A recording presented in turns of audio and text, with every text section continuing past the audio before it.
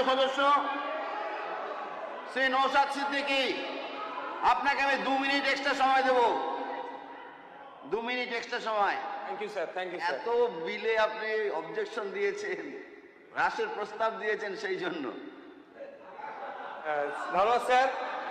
The West Bengal Panchayat Second Amendment Bill 2026-এ বলতে দেওয়ার জন্য।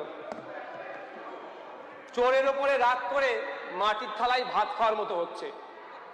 তৃণমূলের পঞ্চায়েতের সদস্যদের দুর্নীতি, তাদের অন্যায়ের দায় সারা পশ্চিমবাংলার খেটে খাওয়া গ্রামীণ মানুষের উপরে চাপিয়ে দেওয়া কোনোভাবেই মেনে নেওয়া যায় না। তাই এই বিলের উপরে বলতে ওঠে আমি তীব্র নিন্দা বিরোধিতা করছি। দুর্নীতিকে রোখার নাম করে এই সরকার পঞ্চায়েতের যে অ্যাকচুয়ালি যে উদ্দেশ্য সেটাকেই নিস্তেজ করার চেষ্টা করছে। শুধু তাই নয় স্যার, এই সংশোধনী স্যার সংবিধানের একাধিক আর্টিকেলে আঘাত করছে। Article 14, article 40, 243A, 243B, 243C, 243D এবং 243E ও 243O কে সরাসরি আঘাত দিচ্ছে। স্যার, আমরা মেনে নিচ্ছি, এটা অস্বীকার কেউ করবে না যে পঞ্চায়েত লেভেলে দুর্নীতি হয়নি, কিন্তু পঞ্চায়েত লেভেলে দুর্নীতি হলে তার প্রধান বা উপপ্রধানকে শাস্তি দেওয়ার জন্য অলরেডি বিধান আমাদের আছে। পশ্চিমবঙ্গ লোকায়ত্ত আইন 2003 বলছে কি, যদি কোনো প্রধান কোনো উপপ্রধান তার যে রাইট আছে এক্সারসাইজ করতে ব্যর্থ হয় বা দুর্নীতি করে বা ইচ্ছাকৃতভাবে সে ক্ষমতার অপব্যবহার করে, তাহলে লোকায়ত্ত আইন 2003 অনুযায়ী তার বিরুদ্ধে যদি কোনো মানুষ অ্যাপ্লিকেশন করে সেটাকে ইনভেস্ট করার ক্ষমতা রাখছে। শুধু তাই নয়, প্রিভেনশন অফ করাপশন অ্যাক্ট 1988ও বলা আছে। The West Bengal Panchayat act 1973-তে দুটো প্রভিশন দিয়ে আছে, সেকশন 213 and সেকশন 12। সরাসরি এখানে পঞ্চায়েতের প্রধান উপপ্রধান কোন রকম দুর্নীতি করলে তার বিরুদ্ধে কি ব্যবস্থা গ্রহণ করা যায় সে কথা উল্লেখ আছে। স্যার, পঞ্চায়েতি রাজ সম্পর্কে আমি প্রথমে একটা ইন্ট্রোডাকশন দিতে চাই। পশ্চিমবঙ্গে 1973 সালে পঞ্চায়েতে আইনের মাধ্যমে ত্রিস্তর পঞ্চায়েত ব্যবস্থা প্রবর্তিত হলেও যা কার্যকর হয় 1958 সালে বামফ্রন্ট সরকারের মাধ্যমে। তার 1958 সালে বামফ্রন্ট সরকারের মাধ্যমে। তারপর থেকেই স্যার প্রতি 5 বছর অন্তর নির্বাচন হয়ে আসছে। 1978 সালের জুন মাসে এই 1973 সালের পশ্চিমবঙ্গের পঞ্চায়েত আইনের অ্যামেন্ডমেন্ট নিয়ে এসে সফল প্রথম পঞ্চায়েত নির্বাচন পশ্চিমবাংলাতে হয়, যার এই ভারতবর্ষের পঞ্চায়েতি রাজ ইতিহাসে এক সফল মাইল ফলক হিসাবে বিবেচনা করা হয়। এবং 1992 সালে 73তম সংবিধান সংশোধনীর আগে পর্যন্ত এটাকে একটা গুরুত্বপূর্ণ দৃষ্টান্ত হিসাবে বিবেচনা করা হতো। আসলে স্যার, পশ্চিমবঙ্গে প্রথম পঞ্চায়েত নির্বাচন 1956 সালে হয়েছিল, আইন তৈরি হয়েছিল 1956 সালে, ওই বছরই নির্বাচন হয়েছিল। তারপরে দ্বিতীয়বারের জন্য 1963 সালে আইন তৈরি হয়, নির্বাচন হয়। কিন্তু দুটো নির্বাচনীতেই দেখা গিয়েছে গ্রামের খেটে খাওয়া মানুষের অনুপস্থিতি এবং তাদের পঞ্চায়েতে তাদের অ্যাচিভ তারা করতে পারতো না। ফলে ত্রিস্তরীয় পঞ্চায়েত ব্যবস্থা 1978 নিয়ে এসে প্রথম লক্ষ্যই ছিল ক্ষমতার বিকেন্দ্রীকরণ ঘটিয়ে তৃণমূল স্তর পর্যন্ত এর পরিষেবা পৌঁছে দেওয়া। একসময় গান্ধীজি গ্রাম স্বরাজের কনসেপ্ট দিয়েছিলেন, গ্রামের হাতে ক্ষমতা, স্বশাসনের যে গণতান্ত্রিক বুনিয়াদ তার সার্থক অনুশীলন গ্রাম পঞ্চায়েতের মাধ্যমেই সম্ভব। স্যার, পঞ্চায়েত হচ্ছে আসলেই স্থানীয় সরকার, ক্ষমতা বিকেন্দ্রীকরণ এবং স্থানীয় সরকারের টাইম নেই স্যার। স্থানীয় সরকার প্রয়োজনে স্থানীয় সরকারের প্রয়োজন, কারণ গণতন্ত্রের প্রসার ঘটে। স্যার, গণতন্ত্র আর উন্নয়নের সাথে এই প্রশ্নই অবিচ্ছেদ্যভাবে একে অপরের সাথে জড়িয়ে আছে। স্যার, কেন্দ্র সরকার বলুন বা রাজ্য সরকার যে কোনো প্রকল্পই স্থানীয় সরকার বা পঞ্চায়েতের মাধ্যমেই সম্পন্ন করে। পঞ্চায়েতকে তাই ফান্ডামেন্টাল ইউনিট অফ ডেমোক্রেসিও বলা যেতে পারে। কিন্তু আমরা কি দেখছি স্যার, কি হচ্ছে এই বিলের মধ্যে, সংশোধনীর মধ্যে? ক্ষমতার কেন্দ্রীকরণ, সেন্ট্রালাইজেশন। যে কাজটি বিগত দিনে তৃণমূল সরকার শুরু করেছিল এই বিজেপি সুন্দরভাবে তাই সেটাকে প্রাতিষ্ঠানিক রূপ দেওয়ার চেষ্টা করছে। আমরা নির্ভর হলে কি স্যার দুর্নীতি মুক্ত হয়ে যাবে? আমাদের জগন্নাথ বাবু বলছিলেন 100 দিনের কাজের কথা, আবাস যোজনার কথা, যত ধরনের দুর্নীতি হয়েছে আমি দায়িত্ব নিয়ে বলতে পারি, যদি সোশ্যাল অডিট হয় পঞ্চায়েতের সদস্য থেকে যারা আধিকারিকরা আছে তারাও এই দুর্নীতির সাথে জড়িয়ে আছে, এটা প্রমাণিত হবে। তাই স্যার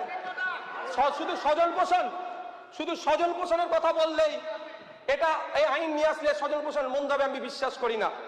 কারণ স্যার যেগুলো সংশোধন করা হচ্ছে যেমন 16B 45 সেকশন 214 এর দ্বারাই দেখা যাচ্ছে জনগণের দ্বারা নির্বাচিত জনপ্রতিনিধির ক্ষমতা কেড়ে নেওয়া হচ্ছে, ক্ষমতা খর্ব করে প্রশাসনিক আমলাদের হাতে ক্ষমতা তুলে দেওয়া হচ্ছে। পঞ্চায়েতি রাজের অ্যাকচুয়াল যেটা লক্ষ্য উদ্দেশ্য সেটাকে ডাইলুট করা হচ্ছে। স্যার এটা গণতন্ত্রের জন্য স্বাস্থ্যকর নয়, অশানী সংকেত বলে আমরা মনে করছি। স্যার আসলে টপ টু বটম লেভেল পর্যন্ত বিজেপি একটা আমরা দেখেছি যে ক্ষমতার কেন্দ্রীকরণ করার এবং আমলাতান্ত্রিক হয়ে যাওয়া, এর বাইরে না স্যার। যদি এই ক্ষমতায় কেড়ে নেওয়া হয় পঞ্চায়েত রেখে লাভ কি sir? West Bengal state election কমিশনকে দিয়ে কোটি কোটি টাকা খরচ করে নির্বাচন করাটাও আমার মনে হয় বৃথা, ওটাও তুলে দেওয়ার তাহলে ভাবনা নিয়ে আসা হোক। স্যার আমাদের এই পঞ্চায়েতি রাজ সম্পর্কে প্রখ্যাত রাষ্ট্রবিজ্ঞানী তথা অধ্যাপক প্রভাত দত্ত মন্তব্য করেছিলেন, পশ্চিমবঙ্গের পঞ্চায়েত ব্যবস্থার নেতৃত্বে আছে গরিব মানুষের প্রতিনিধি। এদিক থেকে পশ্চিমবঙ্গের পঞ্চায়েত ভারতবর্ষের নজিরবিহীন, সম্ভবত এক ধরনের শুদ্ধ জাগরণ। তাই গত 15 বছর ধরে পিসি ভাইপোর সরকার মিলে পশ্চিমবাংলার পঞ্চায়েত ব্যবস্থার কোমর ভেঙে দিয়েছে। 2012 সালে প্রথম আক্রমণ নেমে আসে বিকেন্দ্রীকরণের উপরে, সেটা মুর্শিদাবাদের জেলা পরিষদ, উত্তর 24 পরগনার জেলা পরিষদকে কেড়ে নেওয়ার। এই মমতা ব্যানার্জির আক্রমণের হাত থেকে নদিয়া জেলা, মুর্শিদাবাদ জেলাও বাদ যায়নি। নির্বাচিত জনপ্রতিনিধিদেরকে সরিয়ে দিয়ে গ্রাম উন্নয়নের দায়িত্ব আমলাদের হাতে ন্যস্ত করেছিল তৃণমূলের সরকার। আর সেই কাজটি আজকে দেখছি এই সরকার আরো জোরদার করতে চাইছে। যদি গণতন্ত্রের সবচেয়ে নিম্ন স্তরের এই প্রতিষ্ঠান আজকে আক্রান্ত হয়, নির্বাচিত জনপ্রতিনিধিদের ক্ষমতা খর্ব করা হয়, তাহলে গণতন্ত্রের সম্প্রসারণ কতটা সঠিকভাবে হবে সে স্যার প্রশ্নের সম্মুখীন হচ্ছে। স্যার আমরা সবাই দায়বদ্ধতা, সোশ্যাল অডিট, স্বচ্ছতা, ভিজিলেন্সের পক্ষপাতের বিরুদ্ধে নয়। আমি ব্যক্তিগতভাবে চাইব ভাঙড়ের 13টি অঞ্চল সহ রাজ্যের 3379টি অঞ্চলে সোশ্যাল অডিট করা হোক, জনসম্মুখে আনা হোক কোথায় কি দুর্নীতি অন্যায় হয়েছে কি, এবং এর বিরোধিতা আশা করছি কেউ করবে না।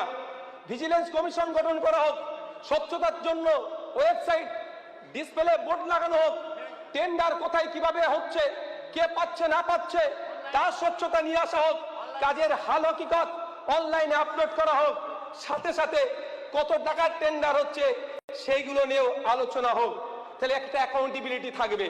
কিন্তু দুর্নীতির নাম করে গণতন্ত্রের এই বিকেন্দ্রীকরণের ভাবনাকে বাতিল করা বা জনগণের দ্বারা নির্বাচিত জনপ্রতিনিধির ক্ষমতা খর্ব করে এক্সিকিউটিভ পাওয়ারের হাতে তুলে দেওয়া এই গণতন্ত্রের জন্য শুভনীয় নয়।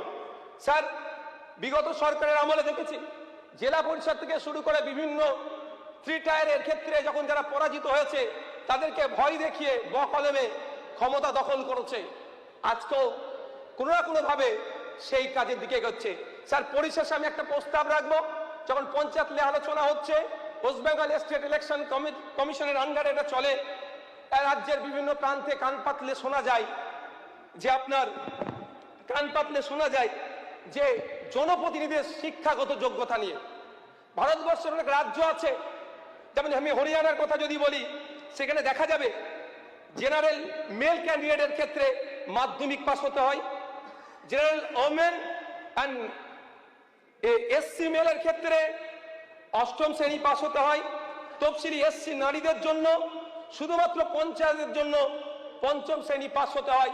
শুধু তাই নয়, হরিয়ানাতে যে এতে পার্টিসিপেট করতে গেলে প্রত্যেকের বাড়িতে একটা ফাংশনাল টয়লেট রাখতে হবে, এও আইন আছে। তাই আমি অনুরোধ করব, আমাদের রাজ্যের ক্ষেত্রে অনেক পরিবর্তন সংশোধন আনছে, এটা আমাদের করা যায় নাকি ভাবতে হবে। তবে হ্যাঁ একটা স্যার সমস্যা থেকে যায়, যারা ব্যাকওয়ার্ড আছে, এসটি এসসি ওবিসি আছে, তাদের ক্ষেত্রে শিক্ষাগত যোগ্যতা নিয়ে আমার সমস্যা হয়।